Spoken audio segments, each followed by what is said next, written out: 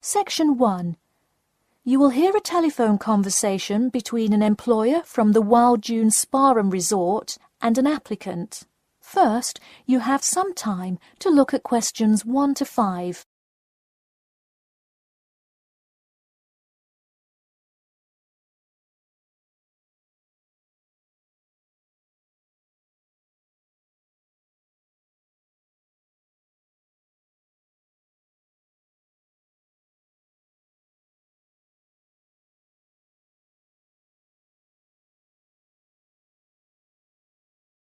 You will see that there is an example which has been done for you. On this occasion only, the conversation relating to this will be played first. Hello, is this John Murphy? Hi, yes it is.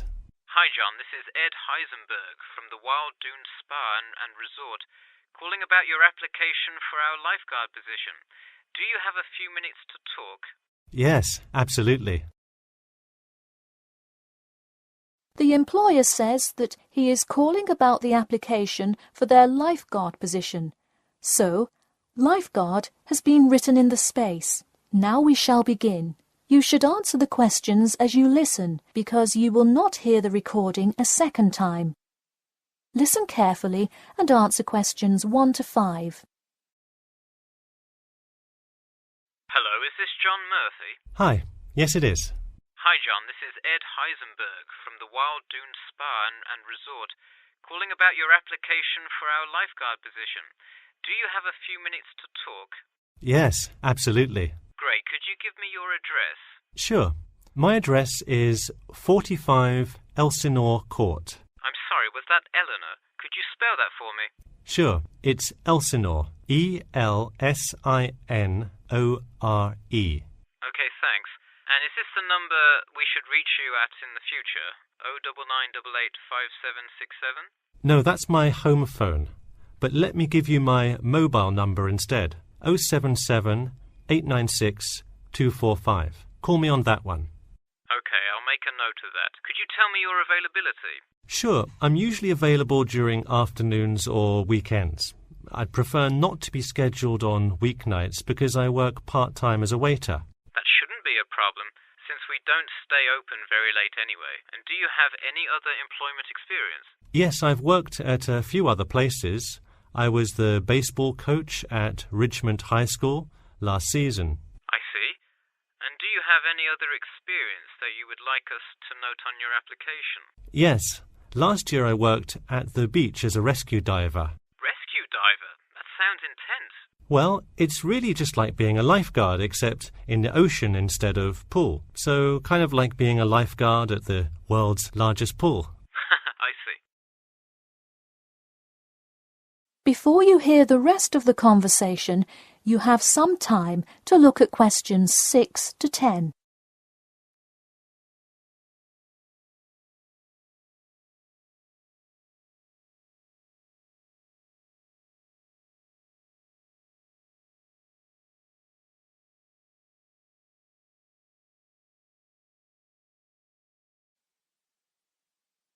Now listen and answer questions 6 to 10.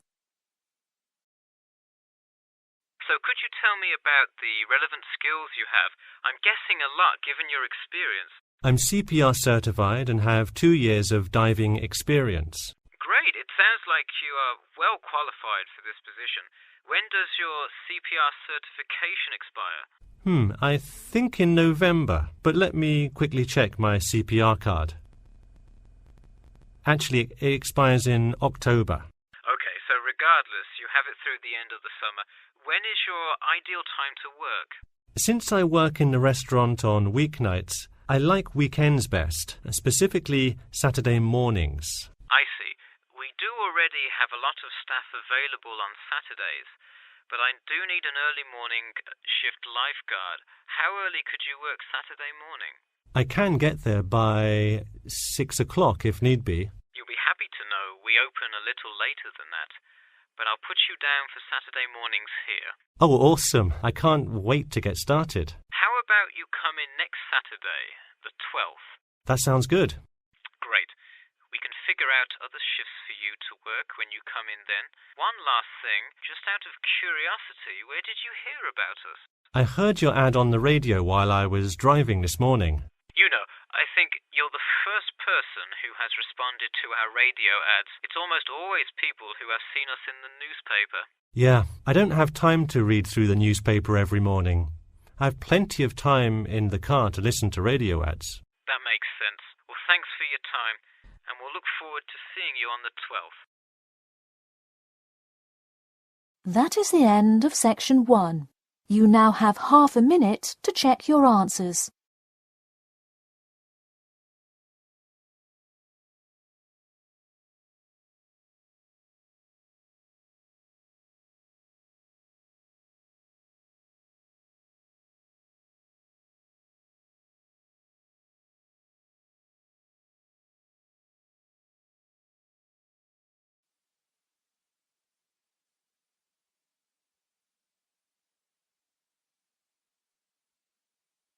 Now turn to section 2.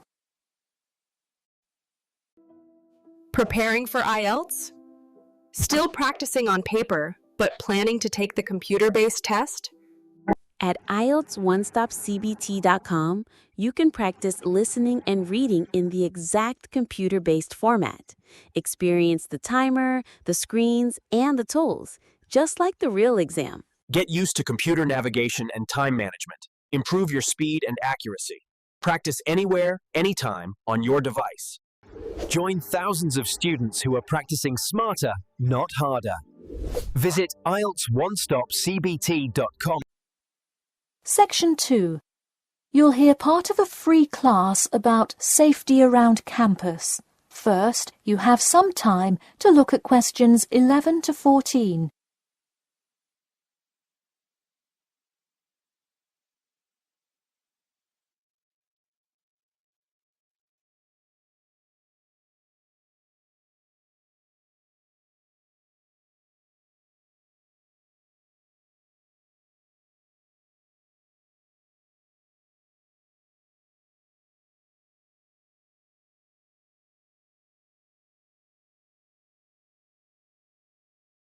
Now, listen carefully and answer questions 11 to 14. Good evening. I'm Geoffrey Miller from the University of Nottingham Student Union, and in this week's free class, Carlos Garcia is going to tell us about safety around campus. Over to you, Carlos. Thank you, Geoffrey, and thank you all for your attendance today. Also, I'd like to thank the Student Union here at the university for organising this lecture. Well, I've been serving and protecting the city of Nottingham for over 20 years now as a member of the police department. Does anyone know what type of crime is the most prevalent on campus? I heard someone say drugs and alcohol. That actually isn't too much of an issue. Violence? Nope. Actually, the biggest thing we worry about here is theft. The nature of crime on Nottingham's campus is quite different from that of the surrounding areas. Crime rates across the East Midlands are very difficult to control. We'd like to see the rate stay the same for this calendar year, but it has been increasing steadily over the past 3 years. On campus, however, I'm happy to say that the overall crime rate has fallen this year. You wouldn't think so if you've seen the extremely exaggerated stories in the media. The media has done nothing but cause more concern about crime in our area. Even the crime shows you see today are a little bit far-fetched, but at least viewers know they're not real events. We'd really like to see more factual news articles out there so the public can have a rational sense of the safety level of our society. Before you hear the rest of the talk, you have some time to look at questions 15 to 20.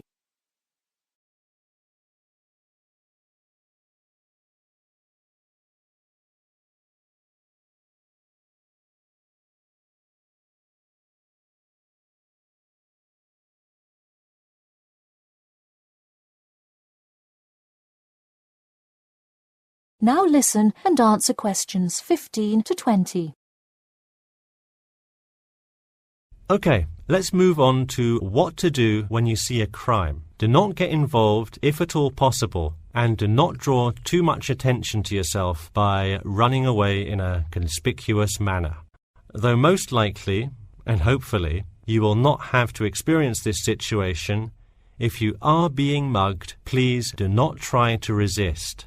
Instead, be compliant and seek help after the incident.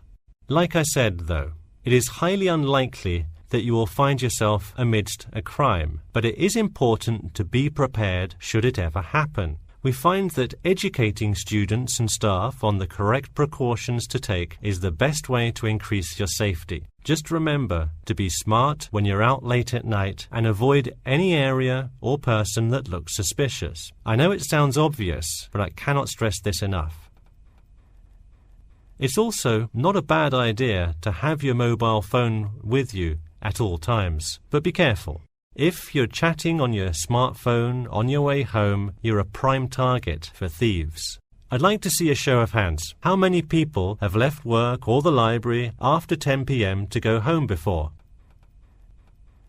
A lot of you, right? If you do have to go home late at night, please don't walk home alone. More often than not, there's someone there that will be walking the same direction as you at some point. Walk home with a friend or co-worker. Even if you must use your phone to call someone that's nearby to walk with you, it's always safer to walk home with someone. So when you're walking home, you may feel more comfortable with some sort of self-defense, such as pepper spray. Now, it's your call whether you want to carry something like this or not. However, I absolutely advise against carrying a knife or any other offensive weapon. All too often, they can be used against you if you're disarmed, putting yourself in more danger. For all those interested, the Recreation Centre offers a free self-defense class to all students every Thursday evening. While obviously an introductory self-defense class may not equip you to fight off villains like a regular superhero, it does come in handy sometimes. After taking a self-defense class, you'll surely be more aware of possible dangers and how to deal with them. So hopefully now you have a more complete understanding of the nature of crimes committed on your campus and how to avoid being a victim. I know most students at the University of Nottingham are not the criminal types, but remember that there is no barrier like a wall or something keeping non-students out. There's no army force securing the borders, and I doubt anyone wants it that way. The campus is generally a safe place, but it's not immune to small crimes once in a while. All right, that's all I have to say for today. Stay safe. That is the end of section 2. You now have half a minute to check your answers.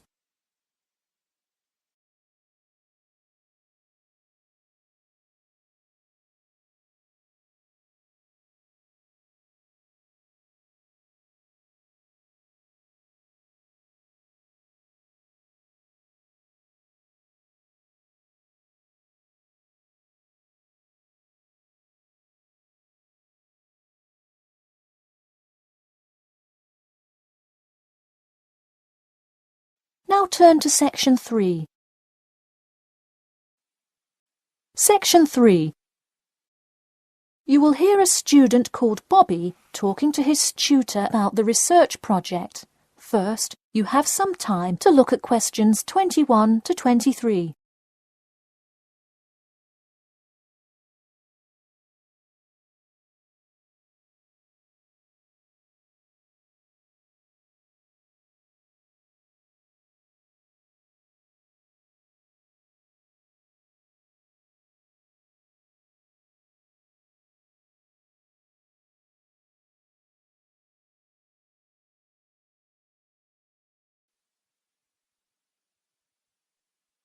Now listen carefully and answer questions 21 to 23. Hi Bobby, go ahead and sit down. Tell me about your research project.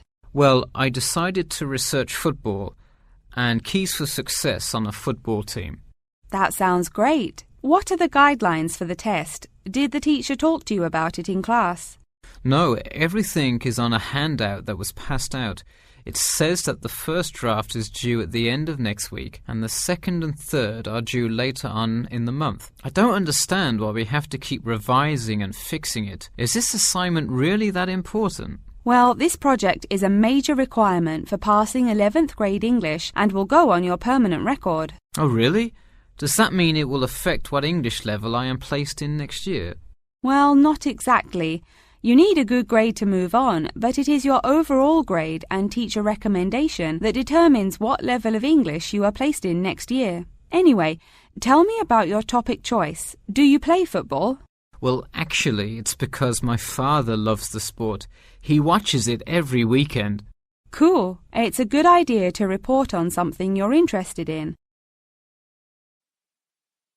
Before you hear the rest of the talk, you have some time to look at questions 24 to 30.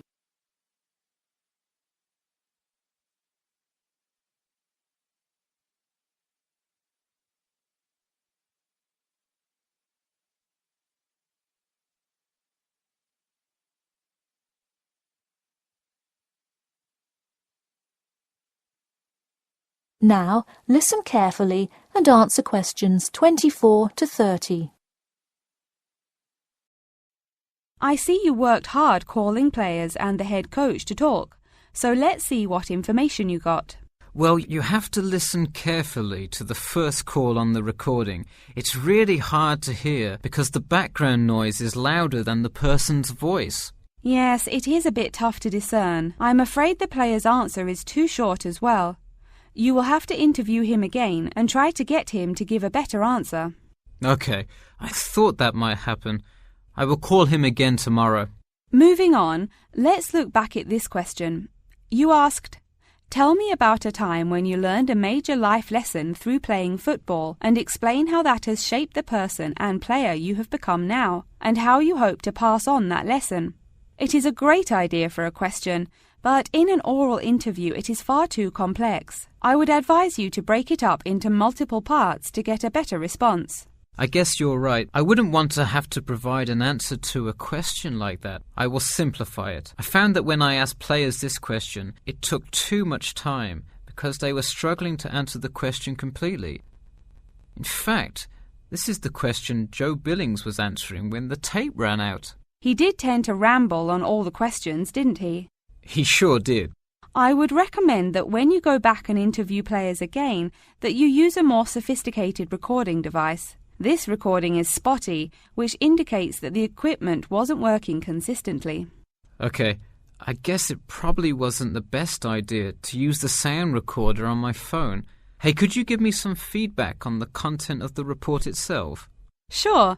Let's start by focusing on your topic. While I like that you chose to cover football, it seems inexplicit.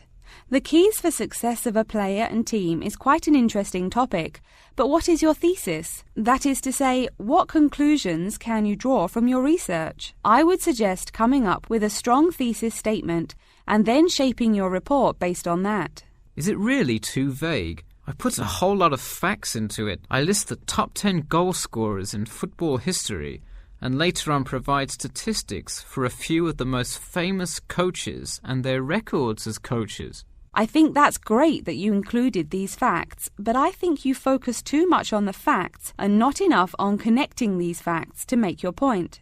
Ah, I see. Okay. So it looks like I have quite a bit of work to do before the deadline.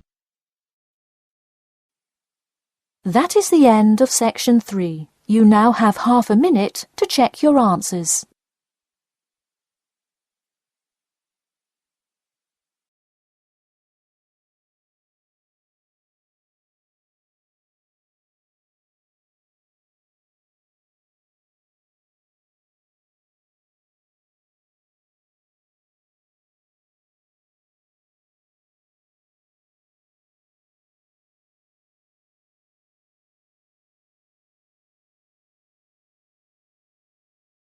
Now turn to section 4.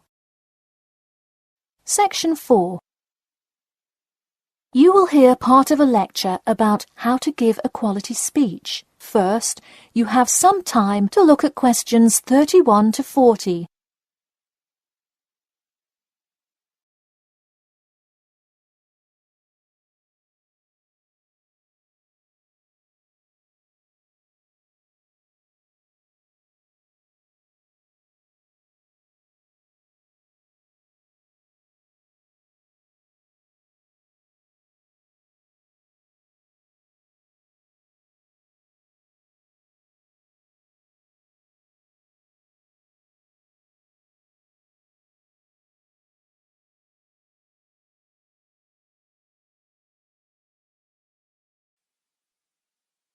Now listen carefully and answer questions 31 to 40.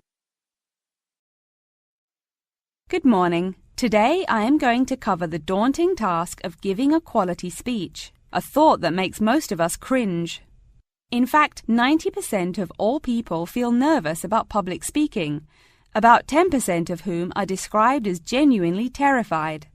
Hopefully, when we are finished here today, you all will be in the 10% of the population who do not feel nervous at all. Did you know that lecturers tend to get more nervous if the speech they are giving is an important one? It makes sense, right? You probably wouldn't be nearly as nervous to address your residence hall about the proper use of the recycle and compost bins as you might be if you were asked to give the graduation speech to your entire 5,000 student class. So what is it that makes some people completely comfortable in front of crowds? Some people think that the ability to give a good speech is a gift that others are simply born with. This is almost never the case. Public speaking can be learned with practice. The first most important thing you can do to improve your confidence in delivering a speech is to prepare a quality speech. Honestly, while the content of your speech is relatively important, the audience will really only remember the last sentence you say. It is a good idea to structure the rest of your speech to lead up to this last point to really drive your message home. This is a good way to ensure that your speech is well organized.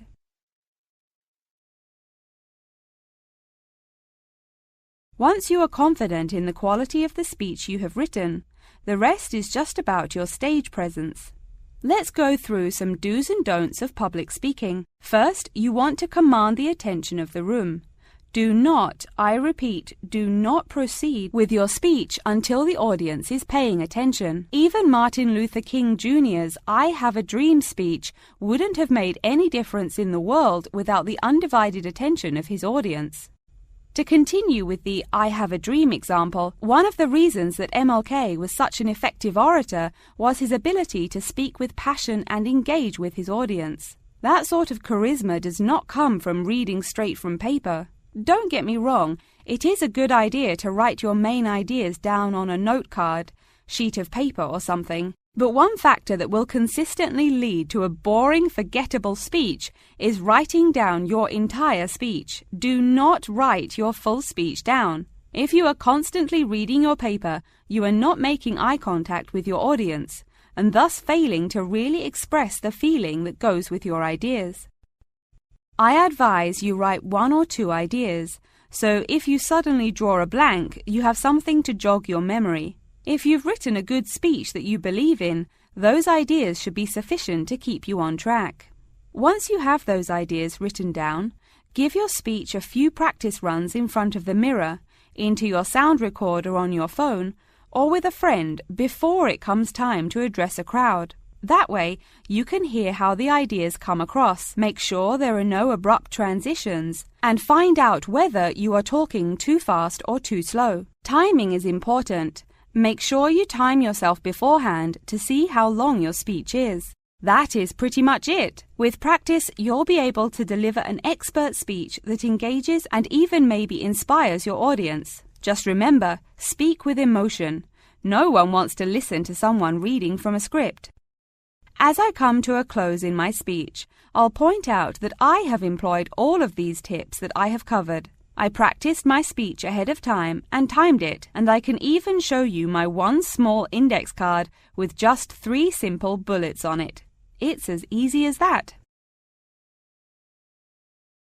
That is the end of section 4. You now have half a minute to check your answers.